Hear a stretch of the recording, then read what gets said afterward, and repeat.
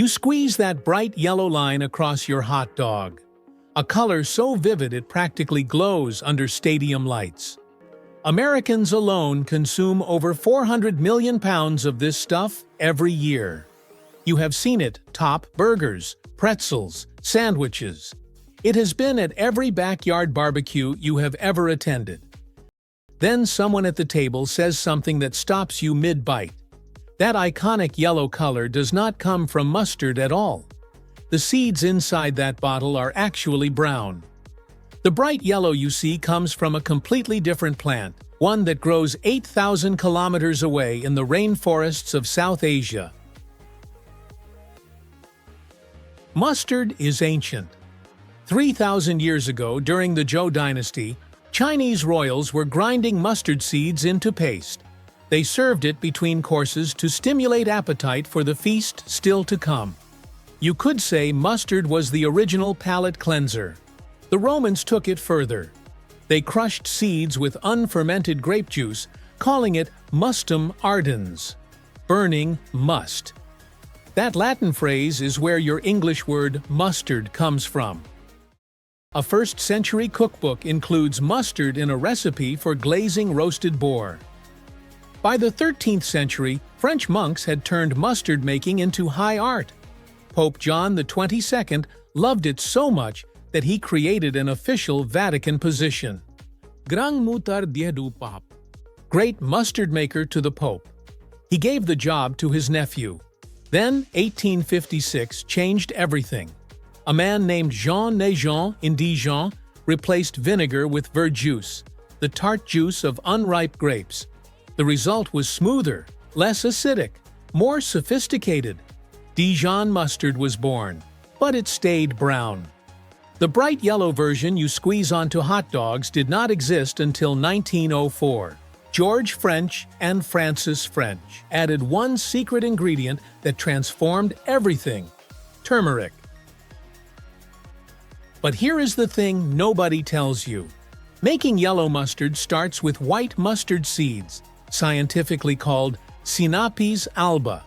These seeds are not yellow. They range from pale beige to light brown. When you look at them raw, you would never guess they could produce that electric color you see in bottles. Workers clean the seeds first, removing dirt and debris with water sprayers at temperatures around 20 degrees Celsius. The clean seeds get stored in silos, sometimes for months, until ready to process. When production begins, the seeds go into roller mills that flatten and hull them simultaneously at pressures exceeding 50 tons per square inch. This crushing step is critical because it activates an enzyme called myrosinase. When myrosinase meets water, it releases pungent sulfur compounds called isothiocyanates. These are the same chemicals that make wasabi and horseradish burn your sinuses.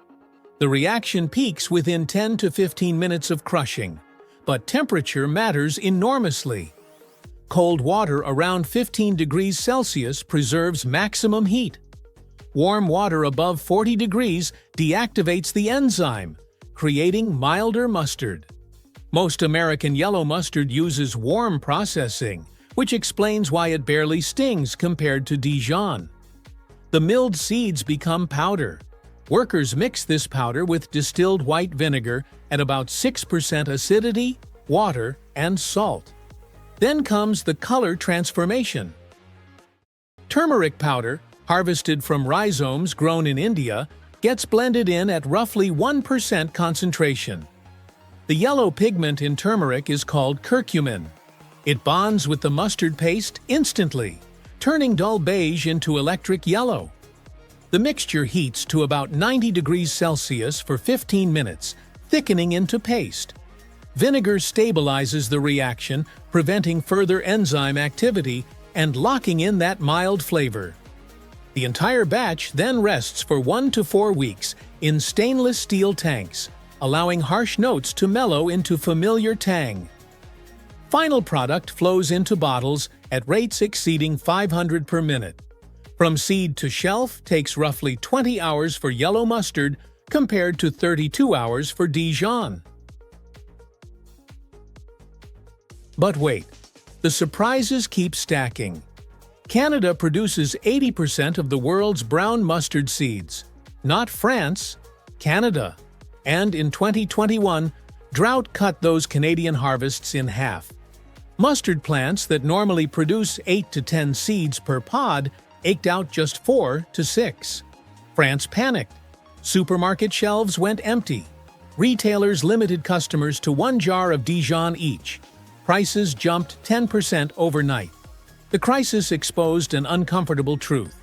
Most Dijon mustard is not made with seeds from Dijon. It is not even made with seeds from France. A condiment that symbolizes French culinary pride depends almost entirely on farms 8,000 kilometers away. Here is where the story flips. Remember that 1904 World's Fair where French's mustard debuted?